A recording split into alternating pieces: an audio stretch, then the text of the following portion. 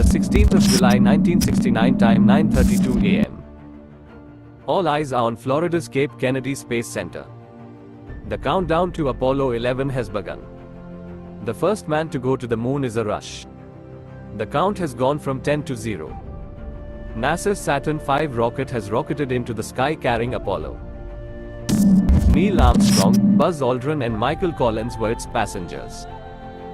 Their journey was on a NASA rocket named Saturn V. It was during that mission that man first set foot on the moon. Apollo 17 was the last mission to land a man on the moon. With the Apollo 17 success, the United States also earned the honor of landing a man on the moon 6 times. But another truth is that since the last human set foot on December 11, 1972, no human race has set foot on the moon till date. Have you ever wondered why even after 50 years the world and technology has grown so much that man still hasn't landed on the moon?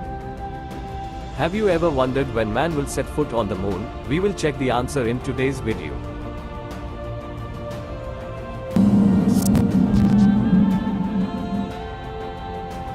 "50 years after the 1972 Apollo 17 mission, mankind has yet to set foot on the moon.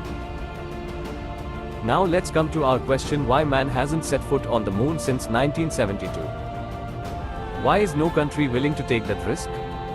Another truth is that no man has dared to go to the moon since the Apollo mission in 1972. The Soviet Union, which at that time was competing with the United States in space missions, followed by Russia, India, or China, never again dared such a venture. Another important reason for that is the enormous amount required for the mission. In this mission, preparing food, water and oxygen to sustain human life is a very complicated matter. This is also the main reason for the cost. For this reason, countries are conducting studies using robotic systems today.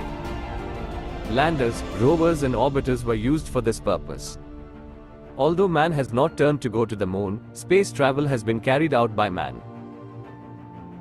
As the space war with the Soviet Union eased, the United States became less interested in spending money on massive moon missions. Many times NASA proposed a lunar mission, but they did not get financial support from the government. In 1973 and 1974, a space station named Skylab was established in space.